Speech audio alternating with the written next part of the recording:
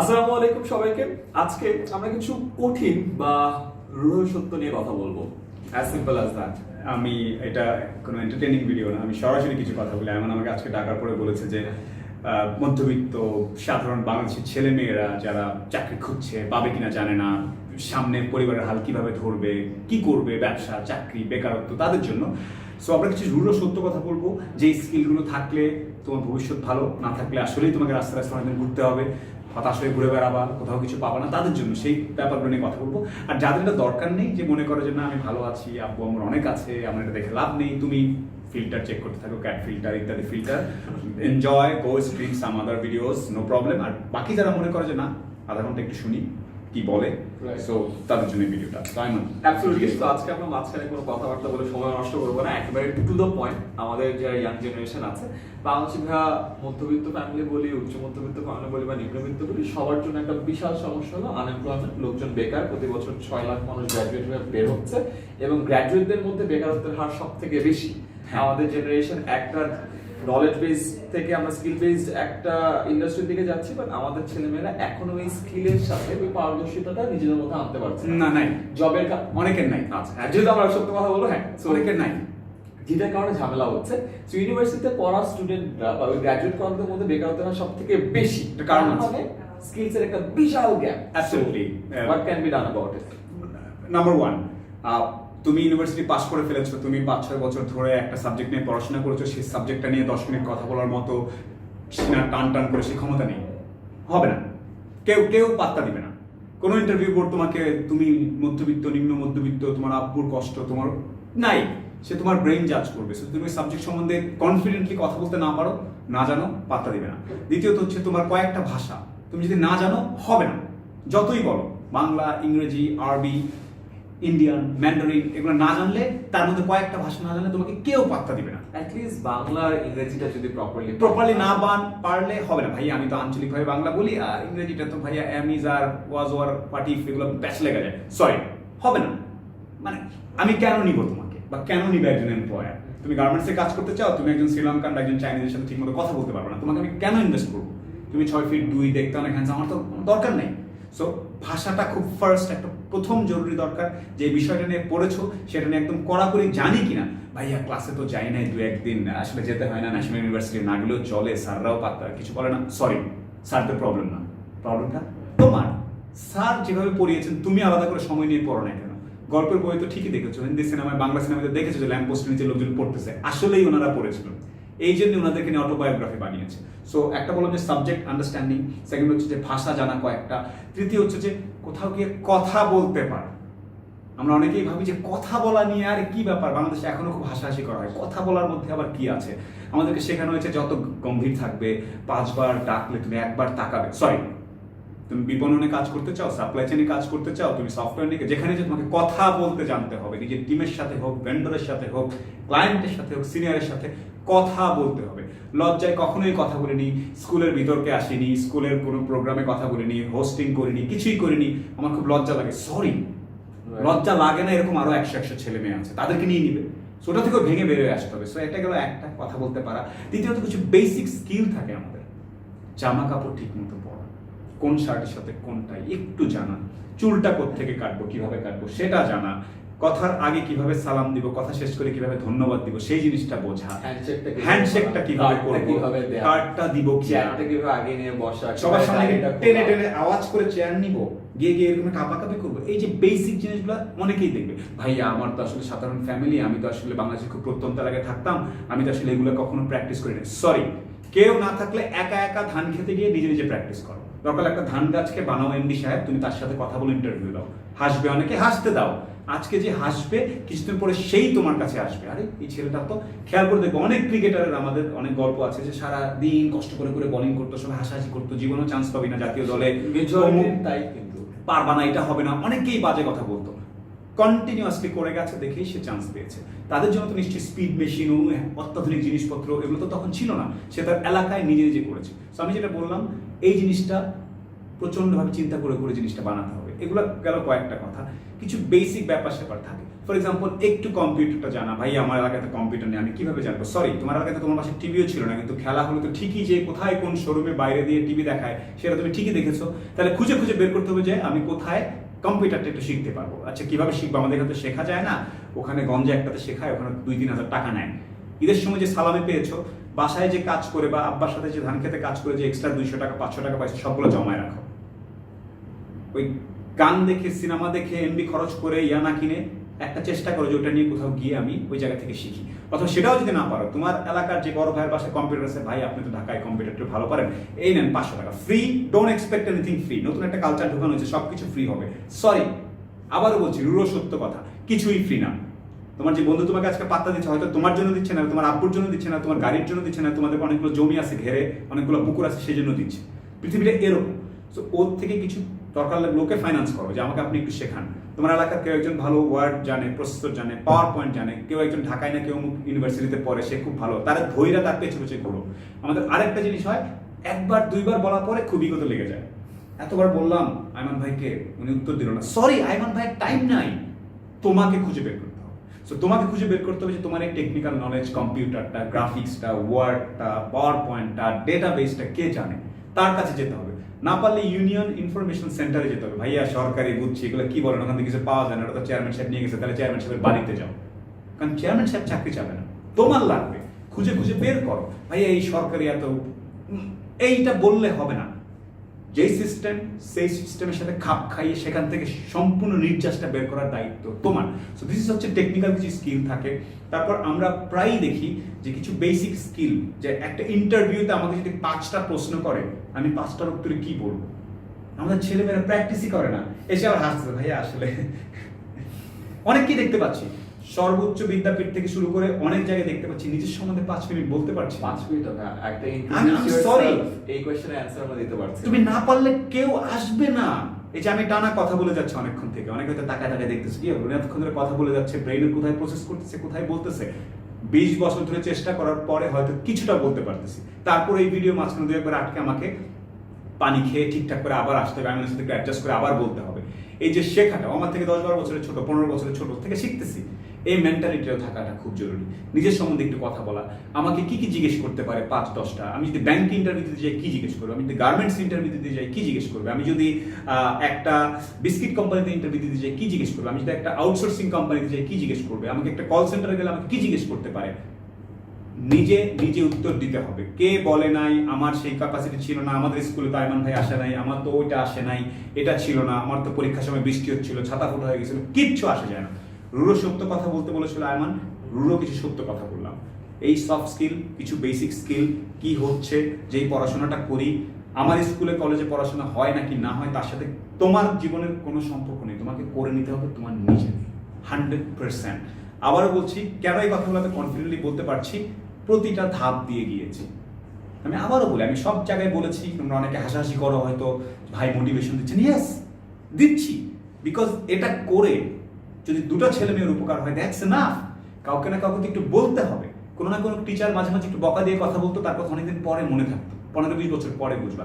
আজকেই তোমার কাছে যে জিনিসটা ফান মনে হচ্ছে, এটা নিয়ে একটু ট্রল করি, ও শিখায় কি করে 10 মিনিট আমাকে শিখাই বলবে কেমিস্ট্রি, 15 বছর পরে কোনো এক সন্ধ্যায় তোমার দ্বারাই মনে হবে yes that is true. Actually আমরা একটু সময় নিচ্ছি বুঝতে। সো এটা হচ্ছে একটা ওভারঅল আন্ডারস্ট্যান্ডিং আমার স্কিলের, নিজের ব্যাপারে, গ্রুমিং এর ব্যাপারে, চাকরির ব্যাপারে, ইন্টারভিউর ব্যাপারে, কম্পিউটারের ব্যাপারে, আশেপাশে তোমার এলাকার ব্যাপারে, দেশের অর্থনীতিটার ব্যাপারে, যে সেক্টরে কাজ করতে চাও ভবিষ্যতে, সেই ব্যাপারগুলো নিয়ে আজ যদি না জানো, 10-15-1 ঘন্টা যদি কথা বলার মতো ক্ষমতা না হয়, পারিপার্শ্বিকভাবে কে কোথায় ছিল, আমার এটা ছিল না, ওটা ছিল না, তার কিচ্ছু আসবে না।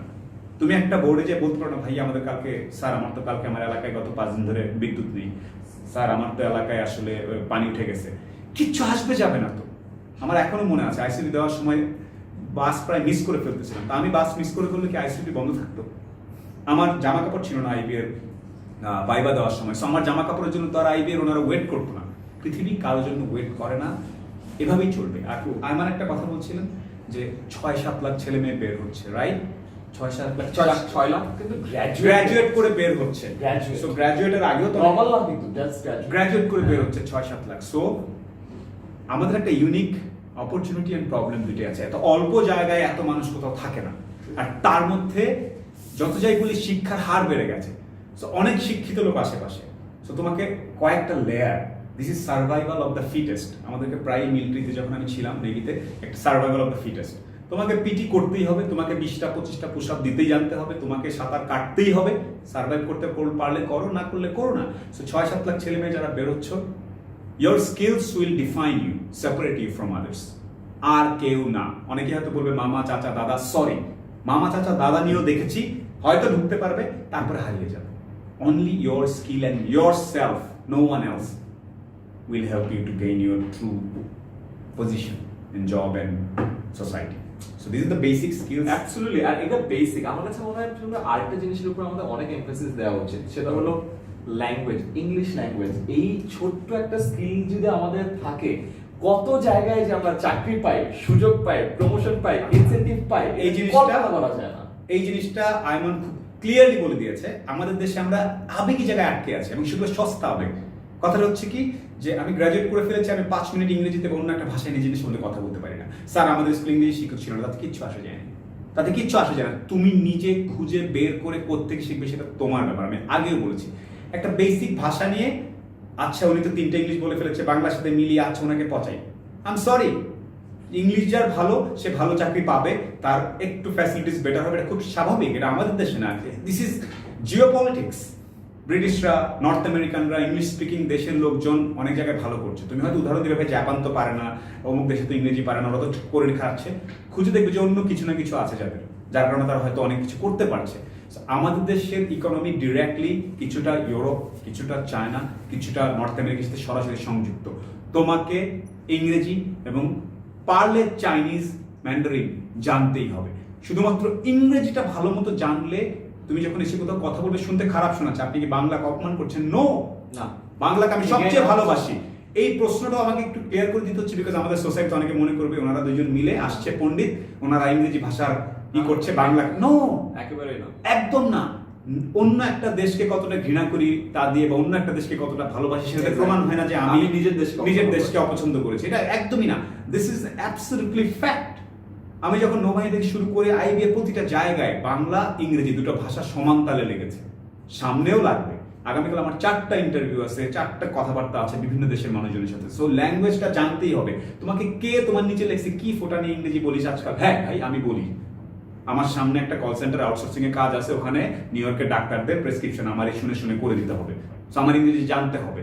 আমার অমুক ভর্তি পরীক্ষার তমুক জায়গায় আমার লাগবে, এটা ছিল, এটা লাগবে, এটা লজ্জা পাওয়ার কিছু নেই। যত বেশি ইংরেজি বা চাইনিজ শিখবে, তত বেশি সাথে সাথে বাংলাও শিখবে। শেষ। বাংলাতেও 5 মিনিট কেউ লিখতে পারে না একটা রিপোর্ট, অনেকেই আমি দেখেছি। তুমি তোমার আঞ্চলিক ভাবে টানে কথা বলছো, তুমি তোমার সুন্দর করে ভাষা জানো না, নির্যাস মানে কি জানো না, রুরো যে কথাটা বলেছে, রুরো সত্য, এটা অনেকে জানো না। রুরো মানে কি, হ্যাঁ, এটাও জানো না। না জানলে সেটা তোমার ব্যর্থতা। আজকে আমরা রুরো মানে হচ্ছে খুবই কঠিন, খুবই পিয়ার্সিং, সেই কথাটা বললাম।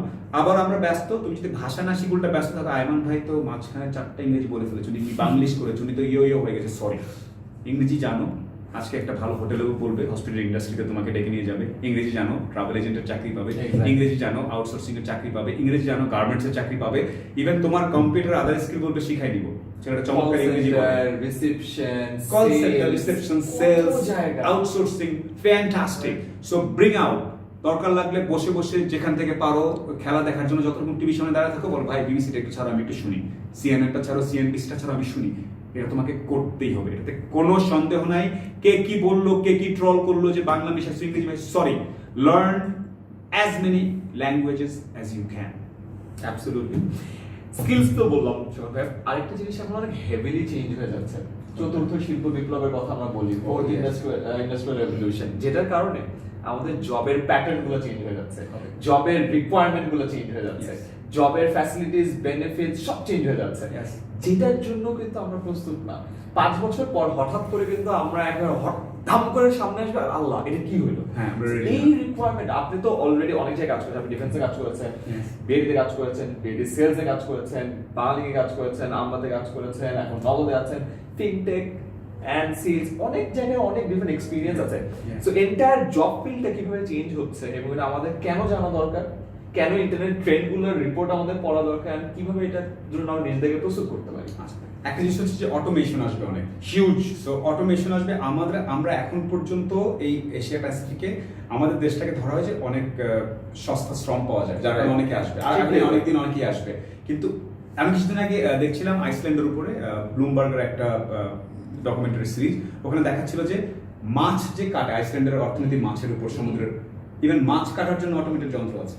মাছটা ঢোকে, এক্সরে হয়, বোনটা সিলেক্ট করে কেটে ফেলে, মাথাটা আলাদা করে, সো ওটার অটোমেশনের যন্ত্র আছে, লাস্টে একজন একটু চেক করছে যে মাছটা ঠান্ডা। চিন্তা করে দেখো, মাছ কাটা তো আমরা ভাবতাম যে ম্যানুয়াল জব, মাছটাও কেটে ফেলছে, একটা মেশিন, সফটওয়্যার এন্ড কিছুটা।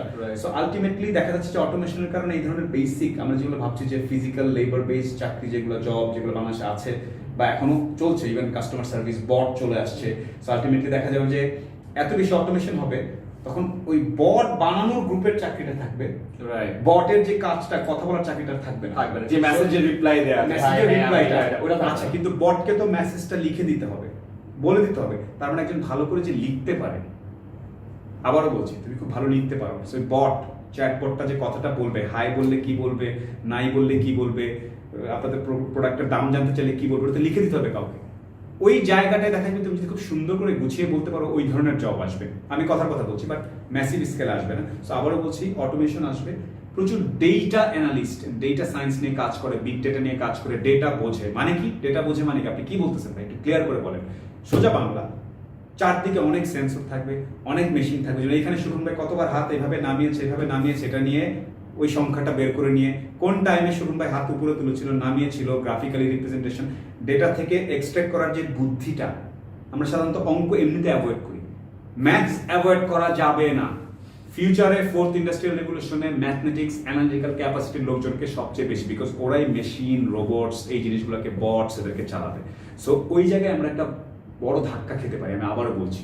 সো আমাদের এখনো সময় আছে, বা চতুর্থ ইন্ডাস্ট্রিয়াল রেভলিউশনের কারণে আমাদের যেটা হবে যে প্রচুর ছেলেমেয়েরা হঠাৎ করে দেখবে যে ও এটার দরকার নেই, ও কল সেন্টারে আমার মানুষ দরকার নেই, আচ্ছা এটা বলার জন্য আর দরকার নেই, রিসেপশন দরকার নেই। আমি তো পারলে কয়েকদিন পর আমি দেখলাম, সেদিন দেখছিলাম ব্লুমবার্গে যে অনেক রোবটস হয়েছে, একদম ফেস, একদম 3D অ্যানিমেশন সব মিলিয়ে ওরা এমন একটা বানিয়েছে যে রোবটটা এখন আর হিউম্যান এলিমেন্ট অনেকটা, এবং সে ফানও করতে পারে। আমি তো এখন চিন্তা করতেছি যে আমাদের রিসেপশনে এরকম একটা থাকলে তো অনেক খারাপ হয় না। আমার রিসেপশনে যে ছেলেটাকে আমি নিতাম, তাকে তো নিব না, কথা বলছি। সো আমরা কিন্তু এমনিতে একটা বড় ধাক্কা খাবো, একটু সময় লাগলো। আবারও বলছি, অটোমেশন, কম্পিউটার, কিছুটা রোবোটিক্স, কিছুটা ডেটা অ্যানালাইসিস, কিছুটা বিগ ডেটা মানে কি, এই কিছুটা ম্যাথমেটিক্স, এই ব্যাপারগুলো বোঝাটা খুব জরুরি হয়ে দাঁড়াবে। সো তোমরা যারা ভাবছো যে না বিবি একটা করে ফেলবো, আচ্ছা জীবনেও ম্যাথস নিয়ে ঘাটবো না, আচ্ছা বোঝার দরকার নেই, কিছুটা ঝামেলায় পড়বে, বেসিক লেভেলের অনেকটা ঝামেলায় পড়বে। সো বেসিক লেভেলের এখনো সময় আছে আমাদের কিছুটা, বাট আমার মনে হয় এখন থেকে একটু বোঝা উচিত আমাদের, যারা ইয়াং যারা আছে তারা দেখছো। গ্রেট, আমরা স্কিলস নিয়ে কথা বললাম এন্ড কিভাবে জব চেঞ্জ হচ্ছে এটা নিয়ে কথা বললাম। এই দুইটার একটা খুবই ইন্টিগ্রেটেড এলিমেন্ট হলো আনএমপ্লয়মেন্ট প্রবলেম বাংলাদেশে। সো এই আনএমপ্লয়মেন্ট প্রবলেমে আমরা আসলে কথা বলি যে দেশে করা উচিত, বাজেটে চেঞ্জ আনা উচিত, পলিসি মেকারদের এটা করা উচিত, বাট এই জিনিসগুলো না আমাদের স্কোপের বাইরে। স্কোপের বাইরে জিনিসপত্রগুলো নিয়ে অবশ্যই কথা বলবো, কারণ আমাদের স্কোপে এখানে একটা মজার ঘটনা আছে, আমি কিছুদিন আগে দেখছিলাম, একটা বইও আছে, অনেক জায়গায় আছে গল্পটা, যে আমাদের দেশে না সবাই সবকিছু জানে যেটা কি করতে হবে। আমি দেখতে পাচ্ছি 22 বছরের একটা ছেলে, আমার ক্যারিয়ার 22 বছরের, সে আমার 22 বছরের ক্যারিয়ার সে অ্যানালাইসিস করে ফেলতেছে ফেসবুকে, ওর বয়স 22 বা 23, সে আমার ক্যারিয়ার অ্যানালাইসিস করে ফেলতেছে। তারপরে যে ধরো আইমান যে কাজগুলো করে, বা আরো অনেকে যে কাজগুলো করে, বা আমাদের অর্থমন্ত্রী কি করছেন, বা প্রধানমন্ত্রী কি করছেন, সে বলে ফেলতেছে। যেটা দেখা যাবে চায়ের দোকানে বসলে ওরা আলাপ করে ফেলতেছে, এটা করা উচিত, এটা করা উচিত। সরি, এটাতে কারো কিছু আসে যায় না, কিন্তু নিজের কাজটা আগে করতে হবে। একদম খুব সিম্পলি বলছি যে আনএমপ্লয়মেন্ট ওপর যেটা বলছিল ইত্যাদি সবগুলো জিনিস গিয়ে দাঁড়াচ্ছে যে স্কোপের বাইরে আলাপগুলো করে লাভ নেই। দেশের এটা হলে, এই হলে, আনএমপ্লয়মেন্ট হলে আমার ওখানে এটা হবে, সরি, ওই পর্যন্ত ওয়েট করার সাহস, ক্যাপাসিটি, সময় আমাদের মধ্যবিত্ত ছেলে মেয়েদের নেই। তোমার যদি আনএমপ্লয়মেন্ট বলতে, এমপ্লয়মেন্ট বলতে যদি চাকরি বুঝে থাকি, আই এম সরি। এমপ্লয়মেন্ট বলতে আমি আবার বলছি, তোমার এলাকায় যদি আম ভালো হয়, তুমি যদি আজকে চাঁপাইনবাবগঞ্জের একটা গ্র্যাজুয়েট ছেলে হও, তোমার উচিত 50টা বা 100টা বা 200 ঝুড়ি আম নিয়ে ঢাকায় এসে বা অন্য জায়গায় এসে বিক্রি করে, এই যে কনসেপ্টটা আমাদের মধ্যে নেই। না না, আমি তো চাকরি করব, আমার এলাকায় আম হয়েছে তাতে আমি কি করব? সরি, আম বিক্রি করো, বিকজ তোমার এখন এমপ্লয়মেন্ট দরকার। এমপ্লয়মেন্ট মানে চাকরি না, এমপ্লয়মেন্ট মানে হচ্ছে নিজের পরিবারের সবার জন্য জীবিকার ব্যবস্থা করতে পারার সক্ষমতা। সেটা যদি আম বিক্রি করে হয়, সেটা যদি মাছ বিক্রি করে হয়, সেটা যদি মুরগি পালন করে হয়, সেটা যদি অর্গানিক সবজি চাষ করে হয়, সেটাও করতে হবে। বাংলাদেশের আম ইউরোপে যাচ্ছে, বাংলাদেশের পাট নিয়ে বাইরে গবেষণা হচ্ছে, বাংলাদেশের মাছ চতুর্থ মানে ফ্রেশ ওয়াটার ফিশ রপ্তানি করে। এই গার্মেন্টস, তুমি হয়তো তোমার এলাকার যে দর্জি সাহেব ওনাকে পাত্তাই দিচ্ছ না, ওর পাশে যে তোমার বসে থাকা উচিত। কি কি ফ্যাব্রিক্স ইউজ করলেন, কি করলেন, এটা কি, এটার সাথে কি করলেন, কোত্থেকে আনেন এই সুতাটা, কত টাকা। এই থট প্রসেস বাদ দিয়ে যদি সারাক্ষণ চিন্তা করতে থাকো, আজ থেকে 6 মাস পরে অমুক ব্যাংকের, সরকারি ব্যাংকের অমুক করণিক পদে লোক নিবে, আমি ওয়েট করছি, তার আগ পর্যন্ত আমি আনএমপ্লয়েড, সরকার খারাপ, দেশ খারাপ, এই দেশে কেন জন্মালাম, আই এম সরি, কিচ্ছু আসে যায় না দেশে। দেশ চাচ্ছে তুমি তোমার এলাকায় যদি না পারো আম বিক্রি করো, জাম বিক্রি করো, লিচু বিক্রি করো, চাষ করো, ধান চাষ করো, সবজি চাষ করো, ডু সামথিং। কৃষি প্রধান দেশ, কৃষি কাজ করো। কথার কথা বলছি, সেগুলো আপনি এত বড় বড় কথা বলেন, আপনি করেছেন। সরি, আমার যেটা যেটা চাওয়ার ছিল, যে স্কিলগুলো ছিল আমি করে করে করে করে এই পর্যন্ত আসছি। সামনে কোনোদিন দরকার হলে আমি তো করবো। আমাকে আমার মেয়ে, আমার পরিবারকে, আমার বাবা মাকে যদি খাওয়ানোর জন্য যদি করতে, আমি করে ফেলবো কোনদিন। আজকে তোমাদের সামনে ভালো আছি, কালকে অসুস্থ হয়ে যেতে পারি, পরশুদিন আমার আসলেই নামতে হবে। আমি হয়তো গ্রামে কোথাও যে ইংরেজি পড়াবো, বাংলা পড়াবো একদম ওপেনলি এখানে বলে গেলাম। সো আবার বলছি, এমপ্লয়মেন্ট বলতেই আমি আইবিএতে ঢুকে এই চাকরিটা করব, আমি পাবলিক ইউনিভার্সিটিতে পড়ে বিসিএস দিব, এই করলেই হবে, এর বাইরে না এমপ্লয়মেন্ট। I am sorry. প্রায় ঢাকা, আমাদের দেশের ছোট ছোট শহরগুলো থেকে দেখা যায়। সৈয়দপুরে গিয়েছিলাম আমি, রেলওয়ে জংশন। সো ওখানে দেখলাম যে এক লোক ডিম বিক্রি করছে, ডিমের সাথে আরো আনুষঙ্গিক একটু জিনিসপত্র দিয়ে সে একটা কি করলাম, সারাদিন এই কাজ করে, রাতের বেলা সে ডিম বিক্রি করে। আমি অবাক হয়ে গেলাম, বিকজ এই ডুয়েল ক্যারিয়ার কনসেপ্টটা ইউরোপের অনেক দেশে আছে, আমেরিকায় আছে, বাংলাদেশে নেই। আমি সারাদিন ব্যাংকার, রাতে আর কিছু করা যাবে না, আমি সারাদিন অমুক করি, আর কিছু করা যাবে না। নো, এমপ্লয়মেন্ট বলতে চাকরি, এবং চাকরি আরেকজন দিবে, এই ধারণা থেকে বেরোয় আসতে হবে। যারা করবে তারা ঢুকবে, আমার মতো হয়তো তারা বিবিএ করবে, এমবিএ করবে, চাকরিতে ঢুকবে, নেভির চাকরি করবে, নাহলে বাইরের চাকরি করবে। এর বাইরেও চারপাশে কি ঘটতেছে, আমার এলাকায় চিংড়ি ভালো হয়, চিংড়ি নিয়ে কিছু করি। আচ্ছা, আমি টেকনাফ, এখানে তো দেখতে সবাই মাছ শুকায় শুটকি বানায়। আচ্ছা, রংপুরে তো শুটকি নাই, পাঠা, রংপুরে তো এটা আছে, এটা কর। এই পুরো জিনিস 17 কোটি মানুষকে দরকার লাগলে আমরা কি করি, ট্রেডিং ব্যবসাকে বলে যে ফেরিওয়ালা, হাসাহাসি করি। হচ্ছে পৃথিবীর সবচেয়ে বড় বড় কোম্পানিগুলো ট্রেডিং করে বড় হয়েছে। স্যামসাং এর কথা, ট্রেডিং দিয়ে শুরু করছিল, নুডলস বানাইতো, রাইস নুডলস। আমরা এত সবকিছুকে ছোট মনে করি। আমাদের দেশে এমপ্লয়মেন্টের মেজর প্রবলেম সরকার না, দেশ না, নাথিং, অর্থনীতি না, ছোট মনে করি কাজকর্ম। ট্রাস্ট মি, আমার কাছে সুন্দরবন থেকে মধু এনে বিক্রি করো, আমি কিনবো। তোমার বাসার পাশে, তোমার এলাকায় তোমার আম্মু, তোমার খালা, তোমার অমুক ভালো পিঠা বানায়, পিঠা বিক্রি করো, ডু সামথিং। সো এমপ্লয়মেন্ট বলতে আবারও বলি, আমরা চাকরি মনে করি। আই এম সরি, এমপ্লয়মেন্ট হচ্ছে জীবিকা, আর জীবিকা মানে হচ্ছে এনিথিং। না পারো, দরকার লাগলে, আমি আই বি ভেরি ফ্র্যাঙ্ক, না পারলে আমি অনেক ছেলে মেয়েকে দেখি শ্রদ্ধায় মাথা নত হয়ে যায়, যে ভালো জায়গায় পরে, রাজশাহী ইউনিভার্সিটির অমুক জায়গায় রিক্সা চালাচ্ছে, যাতে আব্বা আম্মার জন্য কিছু টাকা পাঠাইতে পারে। দিজ আর দ্য কিডস আমাদের দরকার। কে কতগুলো ক্যাট ফিল্টার হয়েছে কিনা, স্ন্যাপচ্যাটে অমুক হয়েছে কিনা আমার দরকার নেই, ট্রাস্ট মি। ওদের জন্য অন্য লেভেল দরকার। সে হয়তো যাবে অন্য জায়গায় কাজ করবে, এই ভিডিওটা ওদের জন্য না।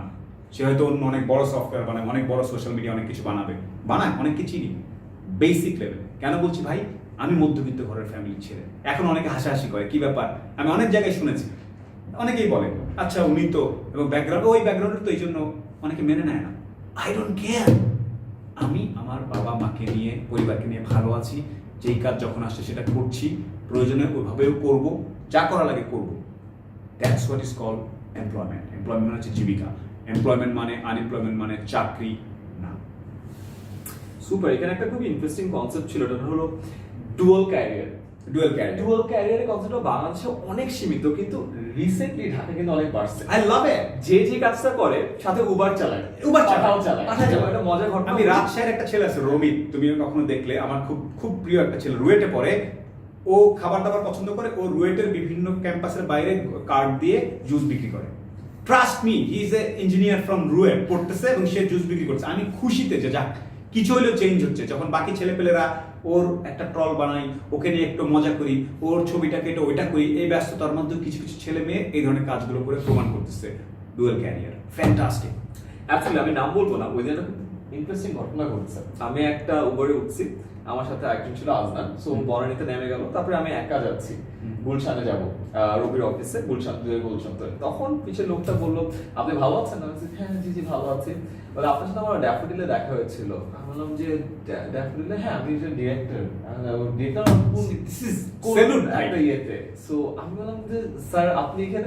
আরে তখন সে আমার সাথে অনেক কথা বললো, গাড়িতে যেতে যেতে যে তার ড্রাইভার আছে এবং তার ড্রাইভার ছুটিতে আছে, সো সে আগেও একবার উবার চালিয়েছিল, সো তার ড্রাইভারের অনেক কষ্টের কথা বলছে, নিজেই সে অ্যাকচুয়ালি চালিয়ে দেখছে যে আসলে কত টাকা পাওয়া যায়, আসলে ট্রিপের বোনাসটা পাওয়া যায় কিনা, আসলে খাওয়া খরচ কতটুকু হয়, এন্ড সে জাস্ট আমি না অবাক। আমি আনএমপ্লয়মেন্ট দরকার লাগলে তুমি গাড়ি নাই রিক্সা নিয়ে কাজ করো। এটা কি যোগ করলেন? না, আসলেই করি নাই। আমি আসলেই কাউকে মিট করতে চাই, সে পিরোজপুরে, সে নোয়াখালীতে, সে কুমিল্লাতে ভালো একটা ইউনিভার্সিটিতে পড়ে, কলেজে পড়ে, রিক্সা চালাচ্ছি, ফিজিক্যাল এক্সারসাইজ হচ্ছে, কাজ হচ্ছে, আমার টাকা হচ্ছে, জীবিকা। That's it. দেশ দেয় নাই, দেশ খারাপ, সরি। পৃথিবীর অনেক দেশের ছেলে মেয়ে স্বাধীন দেশ বলতে পারে না নিজেদেরকে। আমাদের একটা পতাকা আছে, অনেকে ভাবে এগুলো হাসাহাসি, দেশপ্রেমের কথা দূরে রাখেন। আমাকে অনেকে হাসাহাসি করে, দেশ নিয়ে এত বড় বড় কথা বলেন, অবশ্যই বলবো। আমার একটা পাসপোর্ট আছে, আমার একটা পতাকা আছে, পৃথিবীর যেখানে যাই আমাকে আলাদা একটা দেশের নাগরিক হিসেবে চিন্তা করে, রেয়ার অপরচুনিটি। সো এই দেশে থেকে যতটুকু করা যায়, যতটুকু করতে পারবো করব। ক্ষোভ হবে, বিরক্ত লাগবে, সম্পদ নাকি পুঞ্জীবিত হচ্ছে, অনেক কথাবার্তা আছে। আমার স্কোপের মধ্যে যতটুকু আছে আমি ততটুকু করে যাবো। That should be the way of Absolutely. And interestingly এরকম জিনিস কিন্তু অনেক বাড়তেছে এখন। ইউনিভার্সিটির ছেলেপেলেরা ইউনিভার্সিটি থেকে যখন আসে তখন একটা উবার বেড়া পাঠাও রাইড নিয়ে চলে আসে, ওর পকেট মানি হয়ে গেল, যাওয়ার সময় আবার হলো ওর তেলের খরচটা হয়ে গেল। That's how people are changing. So that's আমার the real thing. ফ্রেন্ডরা ইভেন এখনো আছে, আমি কয়েকজনকে চিনি, আইবিএতে পড়ে, কোম্পানিতে জব করছে, এখনো টিউশন করে। বিকজ দোস আমার অল বলছে আমার স্যালারি 20% আমাকে একটা অ্যামাউন্ট দিচ্ছে, 15,000 টাকা টিউশন, কেন করবো না? আমার নেক্সট ইনক্রিমেন্টটা দরকার নাই। সো এই যে dual career concept, I think that's something very good. আমাদের যারা ভিডিওটা দেখতে এমপ্লয়মেন্ট, মনে করো যে তোমার গ্রামটা খুব সুন্দর, তোমার শহর খুব সুন্দর, তুমি বাকি শহর থেকে লোকজনকে বলো আসেন, আমি আপনাকে ট্যুর আমার শহর দেখাবো, আমার গ্রাম দেখাবো, গ্রাম ব্র্যান্ড করো, করে ইনকাম করো, সমস্যা নাই। কবে কোন চাকরি দরজাও খুলবে তারপর আমি চাকরি করবো, আই এম সরি। আর যদি ল্যাঙ্গুয়েজ ভালো থাকে, কম্পিটিটিভ স্কিল ভালো থাকে, you start your own. Absolutely. এখান থেকে একটা মনে হলো, যেহেতু আমাদের ভিডিওটা সোশ্যাল মিডিয়াতে দেখা হবে, ফেসবুক, ইউটিউব, ইনস্টাগ্রামে, আরেকটা জিনিস যেটা আমাদের অনেক হেভিলি এফেক্ট করে সেটা হলো আমাদের সোশ্যাল মিডিয়া প্রেজেন্স। ও ইয়া, যেটা নিয়ে আমি অনেক ভিডিও তৈরি করেছি, আমি আপনার সাথে ভিডিও তৈরি করেছিলাম যে ফেসবুকে কি করা উচিত, ফেসবুকে কি না করা উচিত। আমাদের honourable state minister Jonathan Ahmed Palak ভাই, ওনার সাথে আমি ভিডিও করেছিলাম ফেসবুকে করা উচিত না করা উচিত। ইউনিসেফের ইভেন্টে যে সবাইকে বললাম যে এটা করো এটা করো না। ইভেন আফটার অল দিস আমাদের সোশ্যাল মিডিয়া প্রেজেন্সটা না অনেক বেশি নেগেটিভ, টক্সিক এবং নিজেরাই নিজেদের ব্র্যান্ড ইমেজকে নামিয়ে ফেলছি। রিসেন্টলি আপনি দেখেছেন তামিম প্রেস কনফারেন্সে এসে মানুষজনকে বলছে ভাই প্লিজ আপনারা ক্ষমা দেন, যে আপনারা এখন আমাদের উপর প্রেশারটা দিয়েন না, মাশরাফিকে নিয়ে খারাপ কথা বলেন না। এখানে মধ্যবিত্ত ছেলে মেয়েদেরকে একটা কথা বলি, একটা গ্রুপ তৈরি হয়েছে যে ও ভাবছে যে ওর অনেক ইন্টারনেট আছে, ওর অনেক ফেসবুক করার ক্ষমতা আছে, হ্যাঁ সে হয়তো আছে টাকা নষ্ট করার মতো, সে ঢুকে যেখানে গিয়ে যা ইচ্ছা তাই বলে দিচ্ছে। তারপর তাকে শেখানো হচ্ছে যে উল্টাপাল্টা গিবত করলে তুমি খুব ভালো করতেছো, তুমি খুব চমৎকার একটা, তুমি খুব একটা কিছু, তোমার অনেক লাইক হয়েছে। সো আবারও বলছি, তামিমের মতো একজন প্লেয়ারকে যখন বলতে হয় যে ভাই প্লিজ, কতটা নিচে নেমেছে। আমি আবারও বলবো, আমাদের ফেসবুকে তোমার বয়স 18, তুমি 20 বছর ধরে অর্থনীতি নিয়ে কাজ করছে, তার সঙ্গে একটা কমেন্ট করে বসে, অথবা তোমার বয়স 22, যে লোক 25 বছর ধরে একটা কাজ করছে তার সঙ্গে কথা বলে ফেলবে। তুমি জীবনে ফুটবল কি, ক্রিকেট মাঠ কি জানো না, তার সম্বন্ধে কথা বলে প্রবলেম। এবং এই জিনিসগুলো আলটিমেটলি এখন সবাই হাসাহাসি করছে।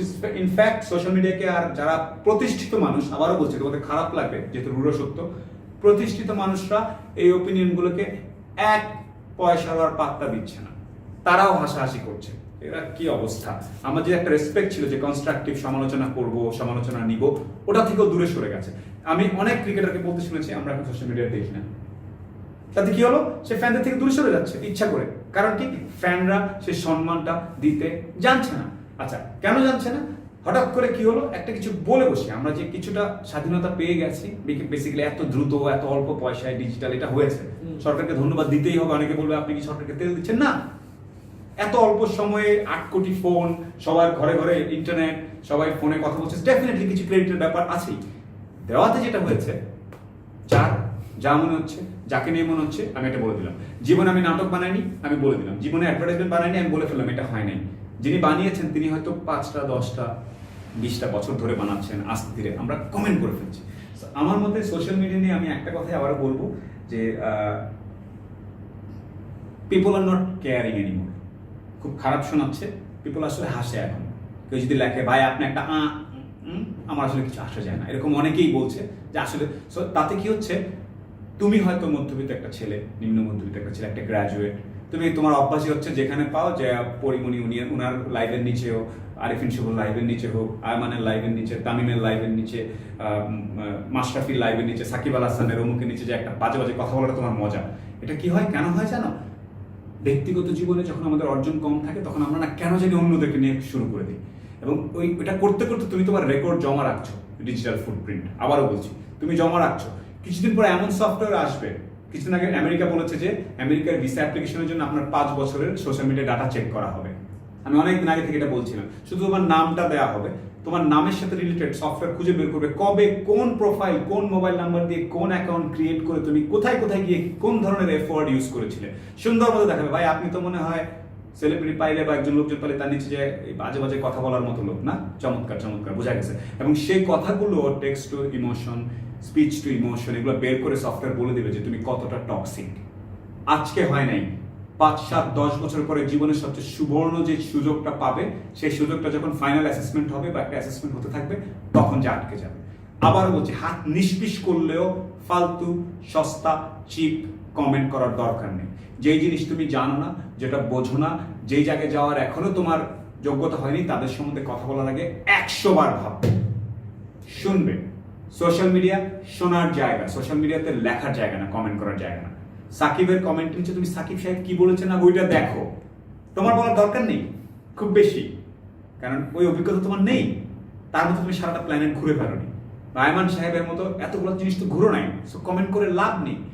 আমার মতো তো 4টা চাকরি করো নাই, আমার চাকরি নিয়ে তোমার অ্যানালাইসিস করার লাভ নেই, কারণ আমার কিছু আসবে যাবে না, তোমার আসবে যাবে কিছুদিন পরে। সোশ্যাল মিডিয়াতে আমিও হতাশ অনেকটা সোশ্যাল মিডিয়া। তারপরে অনেকে ভালো ভালো আছে, ভালোরাই একটা সময় জয়ী হয় এবং ভালোগুলোই থাকে। ভুল শেখানো হচ্ছে কয়েকটা জায়গায়, সস্তা এলোমেলো চিপ জিনিস করলে নাকি খুব স্মার্ট, ওনাকে পচিয়েছি, ওনাকে সাইজ করেছি, ও অনেক ভিউ হয়েছে, ব্রো সরি কিচ্ছু আসে যায় না ব্রো, তোমার বেতন দিবে না, ঠিক আছে? তোমার স্কিল তোমারটা দিবে। সো সোশ্যাল মিডিয়া নিয়ে আয়মান আমার বলার কিছু নেই। যদি ছেলে মেয়েরা এখানে অনেকে বোঝে, ভালো করলে করবে, খারাপ করলে it will come back to you 10 বছর পরে। Technology is going there. Absolutely. And মানুষের যে সেলফ ব্র্যান্ডিং এর এখন সবথেকে বড় জায়গা হলো ফেসবুক, ইউটিউব, ইনস্টাগ্রাম। এইসব জায়গায় আমরা কি ফুটপ্রিন্ট রেখে যাচ্ছি, না মানে কি কমেন্ট করে যাচ্ছি, বিগ ডেটা ইজ কামিং, বলে যাচ্ছি, সব থাকবে, এভরিথিং। ফেশিয়াল রিকগনিশন থেকে কোথায় গিয়ে ছবি তুলছিলে, কোথায় গিয়ে এমনি করতে, কোথায় এভাবে করে রেখেছিলে, এভরিথিং উইল বি দেয়ার। আমরাই চেষ্টা করছি যে আমরা যখন কাজ করছি, আমি আমার এইচআর এর সাথে কথা বলেছি, এরকম কি বের করা যায়? একটা সিভি আসলে আমি ফার্স্টে বলি যে লিঙ্কডইন থেকে শুরু করে সোশ্যাল মিডিয়া সবখানে দেখেন তো ওর কথাবার্তা কিরকম, ফুটপ্রিন্ট কিরকম, কোথায় গিয়ে কি লাইক দিয়ে রেখেছে, কোথায় গিয়ে কি কি কমেন্ট করেছে, এভরিথিং চেক করা হয়। কিছুদিন পরে this will be massive. Even বিদেশ যাওয়া থেকে শুরু করে, তোমরা অনেকে দেখছো হয়তো দেশের বাইরে চাকরি নিয়ে যাওয়ার প্ল্যান করবে, একটা বড় অংশ যারা উপশহরে থাকো, শহরে থাকো, সব জায়গায় আটকাবে। তোমার সাইকোগ্রাফিক অ্যানালাইসিস করা হবে তোমার ডিজিটাল ফুটপ্রিন্ট থেকে। সো যদিও হাত নিষ্পিস করে, রিল্যাক্স। কথায় কথায় ট্রল, কথায় কথায় জোকস, কথায় কথায় শোকন ভাই মোটিভেশনাল, লাভ নেই। তোমার নিজের ক্ষতি হবে, তোমার ফ্যামিলির ইনকাম আসবে না রে বাবা। সো ঠান্ডা হও। আমি চিন্তা করি যতজন মানুষ মিম টিম বানায় বা এইসব ডিজাইন করে, ওরা যদি গ্রাফিক ডিজাইনিং এর কাজ করতো, 1 বিলিয়ন টাকা চলে আসে। আমরা বানাই ফেললাম একটা কিছু, মুখের মাথার সাথে এটা লাগে ওটা লাগে, তাতে কিচ্ছু আসে যায় না। কয়েকটা ধরো একটু ধনী, বাবার অনেক টাকা, কিছু করার নাই, সারাদিন 5টা ফোন নিয়ে বানাচ্ছে, এই গ্রুপ আজকে এই ক্যামেরা তো কালকে ওই ক্যামেরা কিনে কিনে তোমাদেরকে শেখাচ্ছে। তোমার এতে কিচ্ছু আসা যায় না। তার তুমি একটা নিম্ন মধ্যবিত্ত ঘরের ফ্যামিলির ছেলে, তোমার কষ্ট ওরা কখনো বুঝবে না। এই দেশে বসে, এখানে বসে, ওখানে বসে, এই জায়গায় বসে খুব স্টাইলে বানাচ্ছে, তোমার ক্ষতি হচ্ছে, তুমি ওই ট্রেন্ডে দিয়ে চলে যাচ্ছ। সরি, ওইটা তোমার বেতন দিবে না, তোমার বাবা মায়ের পাতে ভাত আনবে না। তোমাকে তোমার স্কিলের দিকে আসতে হবে, এবং সেটা হতে হবে ভদ্র স্কিল। এন্ড লাস্টলি আমাদের একেবারে 30 মিনিটস টাইম শেষ। ইয়েস, একেবারে লাস্টলি যদি বলি থিংস টু লার্ন, কোথা থেকে ওরা ইনফরমেশন কালেক্ট করবে, কোন কোন সোর্স ওরা রেগুলারলি ফলো করবে, কোন কোন ইনফরমেশন ওরা শিখবে, জানবে। যেমন আমি আজকে সবাইকে শেয়ার করলাম আমার অর্গানাইজেশনের যে ইন্টারনেট ট্রেন্ডের উপর 1995 থেকে কিন্তু প্রতি বছর রিপোর্ট বের হয়। অ্যাবসলিউটলি। ইন্টারনেট ট্রেন্ড জুনের 11 তারিখে বের হয়েছে 2019। সো 2019 এ ইন্টারনেটে কি কি ট্রেন্ড আছে এই জিনিসটা জানা কিন্তু সবার দরকার। তাহলে আমরা বুঝবো কিভাবে। You are doing a great job. তুমি Right. তো রাত দিন খেটে কষ্ট করে অন্যান্য বন্ধুরা যখন জবে চলে গেছে তুমি তোমার মতো করে তো দিয়ে যাচ্ছ। রাইট। সো মাই আন্ডারস্ট্যান্ডিং যে কি কি স্কিল কখন কি করা উচিত আমি তোমাকে শুরুতে বলছিলাম যে পৃথিবীতে ঘটতেছেটা কি। এক্স্যাক্টলি। ওই ফেসবুকে অমুকের মিম পেজে ট্রোল পেজে কি ঘটছে ওটা জেনে তোমার কিচ্ছু আসবে না। পৃথিবীতে ঘটতেছেটা কি, অ্যাবসলিউটলি। আমার দেশে কি ঘটছে, আমার এই সেক্টরে কি ঘটছে, এই ব্যাপারগুলো নিয়ে কথা বলো। কোথায় কি জানা উচিত না জানা উচিত এগুলো নিয়ে যদি আরেকটু গবেষণা করো, I am sure you guys do a help a good job indexing all those changes and trends. So I am sure they can learn from there. And finally ওদের টাইম ম্যানেজমেন্ট আমাদের কাছে মনে হয় যে আমাদের ইয়াং জেনারেশন আমরা অনেক কিছু জানি, information is so fluid right now. আমাদের একটা দুইটা ক্লিকে ইউটিউব গুগলের মাধ্যমে সারা দুনিয়ার সবকিছু জানছি, but for lack of a proper routine, for lack of proper self discipline, এই জিনিসটা আমরা খুব বাজেভাবে ওয়েস্ট করছি। এই জায়গায় আমি একটা কথা বলবো যে what ever I am today, আমার 6 বছরের মিলিটারি লাইফটা টট মি, ইট টট মি রুটিন ডিসিপ্লিন। এই জিনিসটা লাগে না ভাই, আমি আসলে 4টার সময় ঘুমাই, সকালে দিনের বেলা 3টার আগে উঠতে পারি না ভাই, আমি তো এখন এরকমই। সরি, রুলও সত্য কথা বলছি না ভাই, হবে না। আর বাই দ্য ওয়ে এটাকে কিন্তু ইনসমনিয়া বলে না, এটা ইনসমনিয়া না, স্টাইল, হ্যাঁ, রাতের পাখি, অমুক তমুক, কিচ্ছু হবে না, ট্রাস্ট মি। সুরসুর করে ঠিকই জবে ঢুকবা, যখন নিজের ব্যবসায় ঢুকবা ঠিকই সকালবেলা লাইন উঠে যে দাঁড়াইতে হবে, সেটা আগে থেকে শুরু করে ফেলো।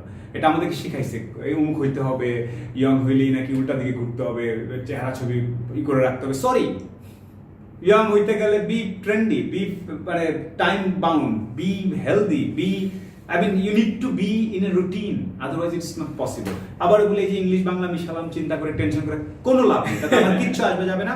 তুমি রাজা চেষ্টা করো, হাউ ক্যান ইউ ডু। আর যদি আমাদের এখানে খারাপ কিছু পাও, তুমি তোমার মতো করে চিন্তা করো। সুখন ভাই আর আয়মান, আজ সুখন ভাই অনেক জোরে জোরে কথা বলেছে, অনেক ফাস্ট কথা বলেছে, অনেক এক্সাইটিং। আসলে এই ভিডিওটা উনি এইভাবে করলে ভালো করতো, ওইটা আমাকে এইভাবে না লিখে নিচে তুমি করে ফেলো, একটা করে প্রমাণ করে দাও যেভাবে করলে আরো ভালো হতো। আমার পেছনে লেগে তো লাভ নেই, এই ভিডিওর পেছনে লেগে লাভ নেই। তুমি তোমার কাজটা করো, কারণ দিন শেষে তোমার দেখভাল, তোমার জীবিকা তোমার হাতে, তোমার পরিবার তোমার দিকে তাকিয়ে আছে। সো চেষ্টা করে যাও। এক্স্যাক্টলি। এন্ড अगेन আমরা আর কোনো কথা বলবো না। তো শুভ ভাই লাস্টে যেটা বললো, প্লিজ মনে রেখো, এবং তোমাদের যদি মনে হয় এই ইনফরমেশনটা তোমাদের বন্ধু বান্ধব, তোমাদের ব্যাচের বাকি যারা ব্যাচমেট আছে, তোমাদের ফ্রেন্ড সার্কেল, তাদেরকে একটু হলেও রিয়েলিটি চেক দিবে অথবা কিছুটা শেখাবে, তাদের সাথে শেয়ার করো, কমেন্টে ট্যাগ করো, এন্ড নিজের লাইফে না একটা পজিটিভ চেঞ্জ নিয়ে আসো। Best wishes.